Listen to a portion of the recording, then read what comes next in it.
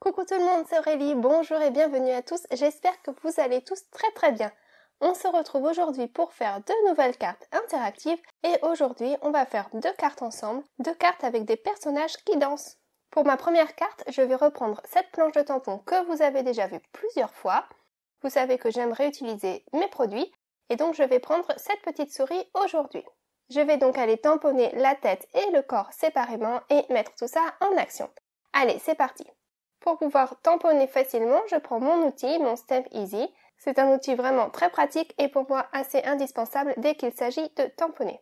Donc je mets mon personnage en place et puis je vais aller le tamponner deux fois. Une première fois, je vais tamponner seulement la partie inférieure de son corps, son ventre et ses pattes. Et puis j'irai tamponner ensuite la tête. Donc pour le premier tamponnage, je ne veux pas la tête, donc je vais la cacher. Et puis je vais aller tamponner tout le reste du corps. Donc j'ai mis des petits post-it pour cacher la tête, j'applique mon encre et puis j'enlève les post-it avant de tamponner. Et hop, je tamponne. Et j'obtiens donc un personnage qui n'est qu'à moitié tamponné.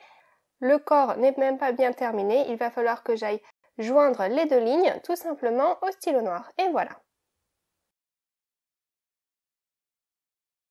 Ensuite, je prends un autre morceau de papier et cette fois-ci, je vais aller tamponner la tête. Donc je remets mon personnage en place. Et cette fois-ci, je n'ai pas besoin de m'embêter à cacher quoi que ce soit, puisque je tamponne la tête et puis j'irai découper ce qui dépasse de toute façon, donc ça ne me gêne pas de le tamponner. Alors pour gagner un petit peu de temps, comme cette vidéo est déjà assez longue, j'ai été faire la mise en couleur hors écran, donc voilà ce que ça donne, et je peux maintenant passer au découpage. Donc je découpe la tête, en ne gardant que la tête et en laissant ce qui dépasse. Et puis je découpe ensuite le reste du corps. Alors encore une fois, avec ces souris, la queue est un petit peu difficile à découper, donc je l'ai un petit peu ratiboisée. Mais bon, si on ne le sait pas, on n'y voit rien. Et j'obtiens donc deux morceaux, j'obtiens le corps et la tête séparément. Et je vais donc pouvoir les animer l'un par rapport à l'autre. Hors écran, j'ai été tamponner et embosser cette salutation et vous voyez, elle est super longue. Donc je vais la coller en travers pour que ça puisse rentrer dans la longueur. Je vais la coller en biais. Pour finir le bas de ma carte, je prends un bloc de papier design, des papiers à motifs, et puis je regarde ce que ça donne avec les couleurs que j'ai choisies pour ma petite souris. Et je fais mes essais pour voir ce que je préfère. Alors désolée, la salutation elle est encore en anglais, mais puisqu'elle parle de danser, je trouvais que ça allait vraiment bien avec cette carte. Donc je regarde ce que je préfère, je fais mes petits essais et puis finalement je vais choisir donc ce papier-là. C'est un bloc que j'avais acheté chez Action vraiment pas cher et j'aime beaucoup ces papiers. Donc je redécoupe mon papier à la bonne dimension et pour un peu plus de contraste, je vais aller y coller une petite bande noire sur le haut. Parce que jaune et blanc sur le fond blanc, je trouvais que ça ne ressortait pas assez. Donc je lui rajoute une petite bande noire. Voilà, là ça me convient bien. Et puis je vais aller redécouper la salutation en pointe pour faire comme une petite banderole. Et je vais aller coller ça par-dessous. Donc voilà, je prépare bien ma carte. Et puis mon petit personnage, il ira se positionner au-dessus de tout ça. Mais j'avais vraiment besoin de savoir où le positionner pour pouvoir le mettre en action, en mouvement au bon endroit. Donc c'est pour ça que j'ai réalisé mon fond de carte en premier. Donc je colle bien tout ça. Et voilà. Ça, c'était vraiment pas difficile. Alors passons à la suite. Je vais donc avoir deux segments qui vont être mis en mouvement l'un par rapport à l'autre. Donc j'ai été découper deux petites bandes de papier, deux rectangles très fins. Et je vais percer un trou dans chaque. Donc pour ça, j'ai pris mon poinçon, tout simplement. Et ensuite, je prends une attache parisienne. Vous voyez, elle est microscopique.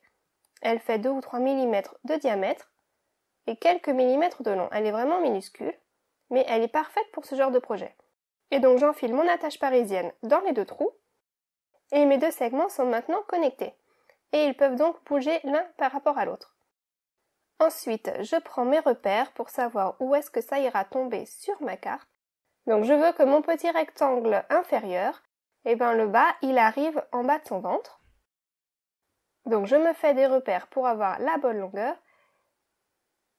Mon attache parisienne, elle ira se mettre au niveau du cou. Et puis je me fais un repère pour avoir la longueur du segment du haut, qui ira donc se terminer dans le chapeau. Parce qu'il faut que je puisse cacher mon mécanisme derrière mon personnage. Donc voilà mes 3 points. Le point central, c'est donc là où il y a mon attache parisienne. Et le point du haut et le point du bas, il va falloir que j'aille les percer également. Donc avec mon poinçon, je reprends mon petit mécanisme et je perce le haut et le bas. Et ensuite, je place ça sur mon fond de carte et je vais au travers de mes trous percer également à nouveau en haut et en bas. Sur la carte, il n'y aura que 2 trous. Je ne perce pas le milieu. D'ailleurs là, voilà, je l'ai gommé. On n'en avait pas besoin. Donc je prends 2 autres attaches parisiennes et je vais aller les enfiler dans les trous que je viens de faire. Alors il ne faut pas que ce soit trop serré quand vous l'attachez, sinon ça ne bougera pas facilement, il faut que ce soit un petit peu lâche. Donc j'en mets une en bas et puis je mets la deuxième dans le trou supérieur. Et j'attache ça au dos. Donc vous voyez maintenant que nous avons un petit mouvement. Alors comme je vous disais, mon personnage est petit, donc le mouvement est petit. Si vous voulez un plus grand mouvement, il faut prendre un personnage plus grand. Ensuite, sur mon segment supérieur, je vais aller y coller une petite languette. Une simple bande de papier, c'est ce qui va permettre à ma carte d'être interactive. Ça sera donc la petite tirette pour faire danser mon personnage. Alors la tête de la souris ira sur le segment supérieur et le corps sur le segment inférieur. Alors pour pouvoir coller ça sans gêner le mouvement, il faut mettre un petit peu de volume. Donc j'ai été mettre un petit morceau de mousse 3D sur le segment inférieur pour coller donc le corps en premier, parce que le corps il est derrière la tête apparemment. Je ne peux pas coller ça directement sur le papier parce que ça gênerait complètement le mouvement. Mon attache parisienne ne pourrait plus gigoter, donc ça n'irait pas. C'est pour ça que je mets du volume.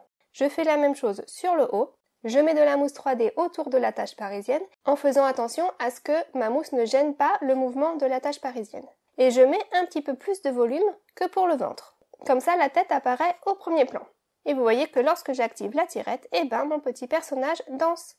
J'ai été dessiner une petite flèche sur la tirette, comme ça le destinataire saura ce qu'il faut faire avec. Et puis j'ai été coller tout ça sur une carte jaune en laissant un petit bord tout autour. J'ai mis quelques petits brillants et voilà.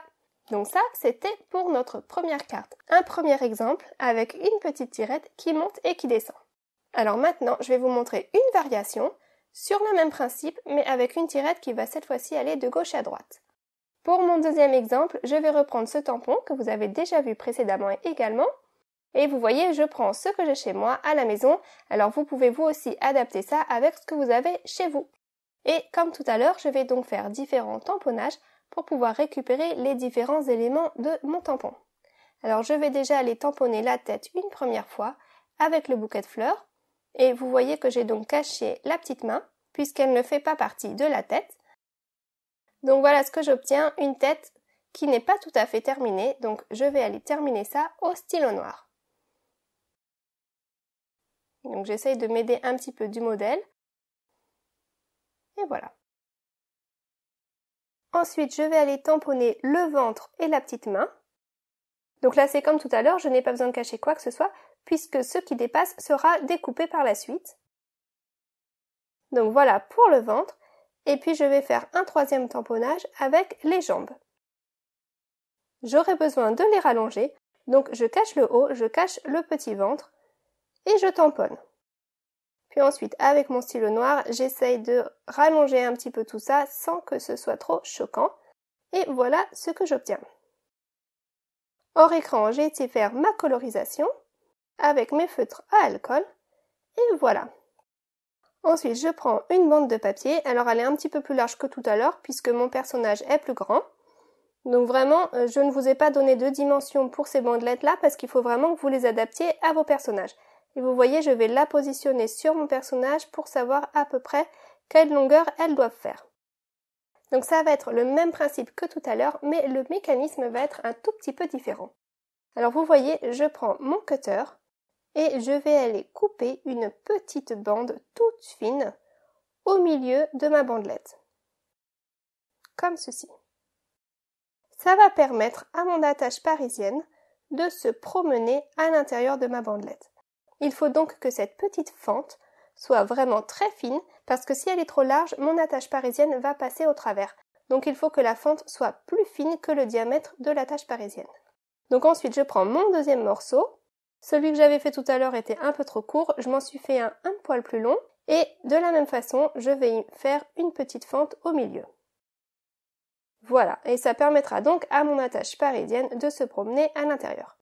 Donc maintenant je prends mes deux morceaux et il va falloir que je les attache bout à bout. Donc ça c'est tout simple, je reprends mon poinçon, je les chevauche et puis je les perce les deux d'un coup. Et je mets une attache parisienne au milieu de tout ça.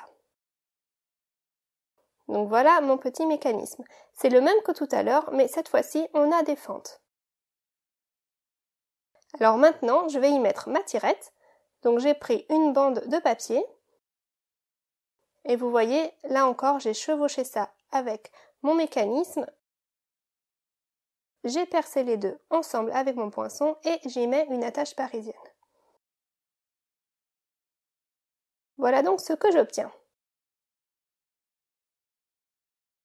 Alors je positionne ça sur ma carte et je fais un repère au milieu de chaque fente. Ça sera là où mon mécanisme sera connecté à ma carte. Donc je vais aller percer ces deux trous également avec mon poinçon, voilà. Alors maintenant je vais faire un petit peu mes repérages sur ma carte pour savoir où tout ça va aller. Et je fais une petite encoche, une petite entaille sur le côté, là où ira ma tirette, parce que je veux aller la cacher par-dessous. Regardez, je l'enfonce dans mon encoche et elle va comme ça aller se cacher au dos de ma carte. Je prends deux attaches parisiennes supplémentaires que j'enfile donc dans les fentes, là où il y a des trous. Une en haut et une en bas, une dans chaque segment. Donc voilà mon mécanisme, il est maintenant terminé et vous voyez que cette fois-ci la tirette, au lieu d'aller de haut en bas, elle va de droite à gauche. Donc c'est la même chose, c'est le même mécanisme, mais voilà, c'est juste une variation de la façon dont on fait agiter notre petit personnage. Cette fois-ci, on va tirer horizontalement au lieu de la tirer verticalement. Ensuite, je prends une petite bande de papier et avec ça, je me fais un anneau de la largeur de ma tirette. Et je vais aller enfiler cet anneau dans la tirette et le coller au dos de ma carte. Et ça permet donc à ma tirette de coulisser de façon droite. Ça va guider le mouvement de la tirette. Comme ça, ça coulisse bien droit dans ce petit anneau. Et voilà. Alors maintenant, je n'ai plus qu'à aller coller chaque élément. Donc je fais mes repères. Là, sur le côté droit des pieds, il ne va pas falloir que je mette trop de mousse au dos, sinon ça va gêner le mouvement. Donc les pieds, eux, ne sont pas dans le mouvement, ils sont fixes. C'est le reste qui va bouger. Donc c'est comme tout à l'heure, je mets de la mousse entre les attaches parisiennes en essayant de faire que ça ne gêne pas le mécanisme. Et puis je prends mes repères pour savoir où coller. Et cette fois-ci, la tête sera dessous, puisqu'on a cette petite main qui vient par-dessus. On a l'impression donc que c'est ça qui doit être au premier plan. Et hop, je colle tout ça. Et voilà, et vous voyez que même si mon mécanisme n'a pas tellement d'amplitude finalement, mon personnage danse plutôt pas mal. Je rajoute une salutation qui dit « Souris, la vie est belle » et je tamponne ça au bas de la carte.